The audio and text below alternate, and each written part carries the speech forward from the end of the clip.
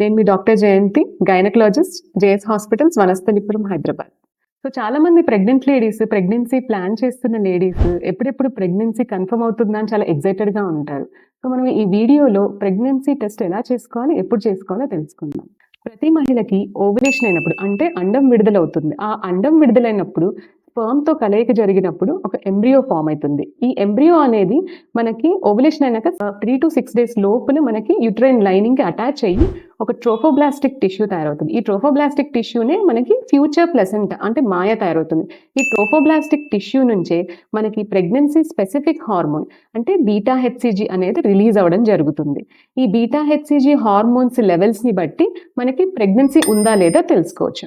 So ఈ beta HCG hormone అనేది ప్రతి కణంలో బాడీలో ఉంటుంది. బట్ ఈజీగా తెలుసుకునేది దేని ద్వారా అంటే యూరిన్ అండ్ బ్లడ్ టెస్ట్. ఈ యూరిన్ టెస్ట్ విషయానికి వస్తే చాలా మంది లేడీస్‌కి ఎప్పుడు చేసుకోవాలి, ఎలా చేసుకోవాలని చాలా డౌట్స్ ఉంటాయన్నమాట. మనకి యూరిన్ ఎప్పుడైనా కానీ ఎర్లీ మార్నింగ్‌లో హైలీ కాన్సంట్రేటెడ్ ఉంటుంది. ఎందుకంటే నైట్ అంతా మనం పడుకొని ఉంటాం, యూరిన్‌కి వెళ్ళం కాబట్టి ఈ యూరిన్‌లో కూడా మనకి బీటా హెచ్‌సీజీ హార్మోన్ హై లెవెల్స్‌లో ఉంటుంది. అప్పుడు ఈ యూరిన్ టెస్ట్ చేయడం వల్ల మనకి అక్యురేట్‌గా రిజల్ట్ వస్తుంది.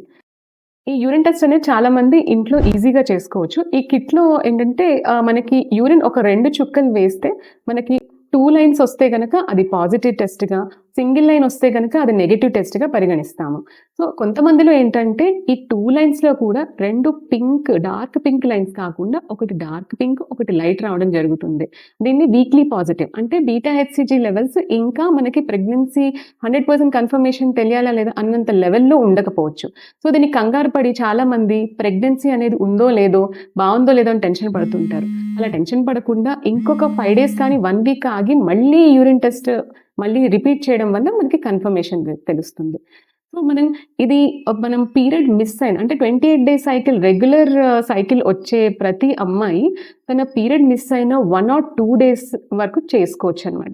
1 ఆర్ 2 డేస్‌లో చేస్తే మనకి రిజల్ట్ అక్యురేట్‌గా తెలుస్తుంది. కొంతమందికి మనకి పీరియడ్స్ 35 డేస్ కానీ, 45 డేస్ కానీ రావడం జరుగుతుంది కొంతమంది లేడీస్‌లో.